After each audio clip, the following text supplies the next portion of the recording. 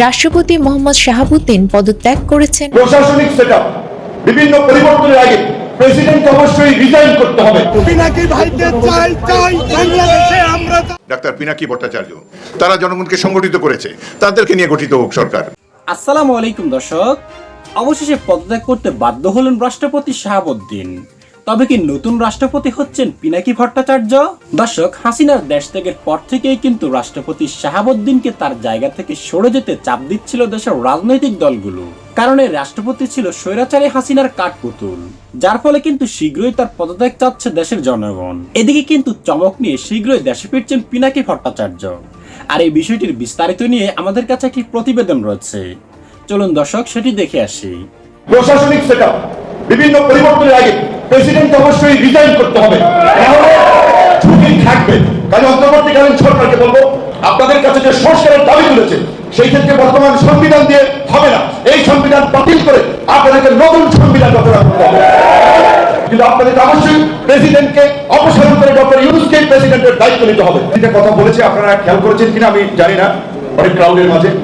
প্রথমত এই সরকার, অনেকে বলছে এটা বিপ্লবী সরকার না গণঅভ্যুত্থান পরবর্তী সরকার, অন্তর্বর্তীকালীন সরকার, এটা আমি মনে করি একটা ভুল হয়েছে। এটা ঠিক, প্রেসিডেন্টের কাছে শপথ নেওয়া, ওই যে ভাই ভালো বলতে পারবেন, চুপ্পু সাহেবের মতো একজন করাপ্টেড ব্যক্তি যিনি যদি প্রেসিডেন্ট হিসেবে আছেন, নৈতিকভাবে বিচ্যুত ব্যক্তি, তার কাছে শপথ নেওয়া এটি একটি ভুল পদক্ষেপ ছিল।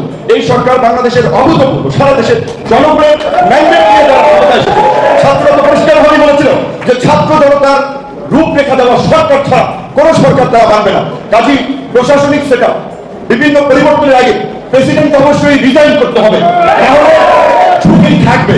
কাজে অন্তর্বর্তীকালীন সরকারকে বলবো, সমস্ত রাজনৈতিক দল মত নির্বিশেষে আপনাদের প্রতি যে সমর্থন দেখিয়েছে, আপনাদের কাছে যে সংস্কারের দাবি তুলেছে সেই ক্ষেত্রে বর্তমান সংবিধান দিয়ে হবে না, এই সংবিধান বাতিল করে আপনাদেরকে নতুন সংবিধান রচনা করতে হবে। এই অন্তর্বর্তীকালীন সরকার, পরবর্তী যে সরকার আসবে তারা আপনাদের সমস্ত কাজকে বৈধতা দেবে, তারা আপনাদের সেটা লিগালাইজ করবে। কিন্তু আপনাদেরকে অবশ্যই প্রেসিডেন্টকে অপসারণ করে ডক্টর ইউনূসকে প্রেসিডেন্টের দায়িত্ব নিতে হবে। ধরলে 10 ঘাট আর পিনাকিরা ধরলে জয় বাংলা। কি বলে তো, পুলিশ ধরলে 10 ঘাট, পিনাকিরা ধরলে জয় বাংলা, এবং কাঁঠাল রানীকে জয় বাংলা করে ভারতে পাঠিয়ে দিয়েছেন। যাই হোক, পিনাকিরা তার কথা যদি বলি, আমরা আন্দোলনের ভাষা কারো কাছ থেকে তো শিখি, তাই না? আমি শিখি একজনের কাছ থেকে, আরেকটা বই থেকে, আরেকটা বই থেকে, এইভাবে আমরা শিখতে থাকি। শেখ হাসিনা 2018 আগে এমন একটা রিজিম তৈরি করেছিল 14 পরে, যে মানুষ ফেসবুকে একটা লিখতেও ভয় পাইতো, কথা বললেও ভয় পাইতো।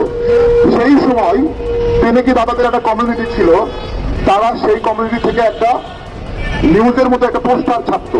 সালে যারা বিদেশে ছিল, যেসব প্রবাসী ভাইয়েরা, তারা কি করলো, তারা বাংলাদেশের জন্য কনসার্ট ফর বাংলাদেশ আয়োজন করলো, একটা গানের মধ্য দিয়ে বাংলাদেশের মুক্তিযুদ্ধের জন্য অর্থায়ন শুরু করে দিল।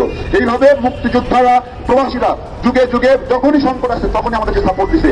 এই সরকার যদি বাঁচতে চায়, তাহলে এই সরকারকে বাঁচানোর একমাত্র ক্ষমতা আছে প্রবাসীদের, আর কোনো বাপের বেটার ক্ষমতা নাই। একটা কথা আছে যে পুলিশ, আমরা যে কথা বলছি, কথা বলা শুরু করলাম, প্রতিবাদ করা শুরু করলাম, কি ভাষায় প্রতিবাদ করবো, কিভাবে কথা বলবো, শেখ হাসিনাকে যে কাঁঠাল রানী বলতে হবে, এই বিষয়, এই তাত্ত্বিক আলোচনাগুলো নিয়ে আসছে আমাদের পিনাকি ভট্টাচার্য দাদা। যে একটা ফ্যাসিস্টকে সবচেয়ে বাজে কিভাবে ডিফাইন করা যায়, যেটা গালিও হয় না, আবার গালির বাপ হয়। ঠিক আছে, ভারতীয় আগ্রাসন বিরোধী কথা বলছি, ভারতীয় আগ্রাসন বিরোধী প্রোগ্রাম প্রথম কে শুরু করেছে সেই বিষয়ে আলোচনা না করি, তবে আমাদের সম্মানিত আহ্বায়ক প্রেস ক্লাবে শপথ অনুষ্ঠান করেছিলেন যে আমরা শপথ করছি আজ থেকে ভারতীয় কোনো পণ্য আমরা ব্যবহার করব না।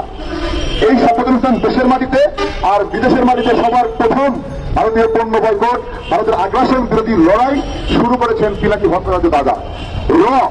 ভারত আমাদের যে শত্রু, এইটা হাতে কলমে শিখিয়েছে কে বলেন? পিনাকি দাদা শিখিয়েছে। কে যে শত্রু মনে করতে হবে, যে আমাদের মানচিত্রের জন্য হুমকি, ভারত যে মানচিত্রের জন্য হুমকি, 7 সিস্টার, আমাদের পার্শ্ববর্তী ভারতের যে অঙ্গরাজ্যগুলো আছে সেগুলোতে স্বাধীন হওয়া প্রয়োজন, বাংলাদেশের নাগরিকদেরকে প্রস্তুত করা সংগ্রামের জন্য সেই সংগ্রামী বীজ বপনের যে বীজতলা প্রস্তুতকরণ, সেটা করেছেন পিনাকি ভট্টাচার্য। অনেকে বলছে যে 15 বছর পারে নাই, এখন আসে লাফালাফি করছো, আন্দোলনে ক্রেডিট নিচ্ছ। ভাই, 15 বছর ধরে যে মানুষগুলো মারা গেছে তাদেরকে আপনি অসম্মান করতে চান?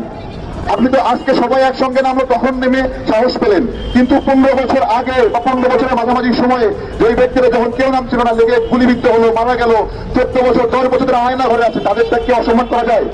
যায় না। আন্দোলন একটা চলমান শিক্ষা প্রক্রিয়া, কিন্তু এই বাংলাদেশে আমরা যে স্বাধীনতা উপভোগ করছি, আমি মনে করি দাদাকে এই মুহূর্তে বাংলাদেশে এসে সেই স্বাধীনতার ঘ্রাণ একবারের জন্য হলেও এই মুহূর্তে আসা উচিত আমি মনে করি, এবং সেই জন্য তাকে ফেরত নিয়ে আসা উচিত। শুধু পিনাকি ভট্টাচার্য দাদা না, জ্যাকব মিল্টন ভাই নাগরিক টিভিতে নিয়মিত বক্তব্য রাখেন, অনেক গঠনমূলক গোপন গোপন তথ্যগুলো দিয়েছেন যে সজীব ওয়াজেদ জয় কত টাকা লুটপাট করে বাড়িঘর করেছে, তারা তথ্যগুলো দিয়েছেন। নাগরিক টিভির সাকিব ভাই, নাগরিক টিভির টিটু ভাই অসাধারণ একজন ব্যক্তি, আমাদের নিয়মিত ভাবে বিভিন্ন কার্যক্রমে সহযোগিতা করেছেন, অর্থায়ন করেছেন, এবং যখন প্রতিবাদ করতে হবে প্রতিবাদ করেছেন। সাইফুল সাগর ভাই ফ্রেজ দ্য পিপুল, উনি এই সময়ে বাংলাদেশকে যখন ব্ল্যাক আউট করলো, উনি এই পুরা বিষয়টাকে বিভিন্ন ভিডিও সারা বিশ্বকে জানানোর যে বিষয়টি, উনি পিনাকি দাদা, নাগরিক টিভি, তারা অত্যন্ত ভালোভাবে করেছে। এম রহমান মাসুম ভাইয়ের কথা না বললে হয় না। আর ইলিয়াস ভাই হলো পুরান খেলোয়াড়, সেই যখন কোনো সাংবাদিক সাহস পাইত না, তখন ভোট চোরদেরকে ভোট চোরের মাঠে দাবরানি দিয়ে বেড়াইছেন। অর্থাৎ এই কয়টা মানুষ বাংলাদেশের জন্য একটা মানে মুখমণ্ডল ছিল। বাংলাদেশ বলতে এই কয়টা ব্যক্তিকে আমরা বুঝেছি।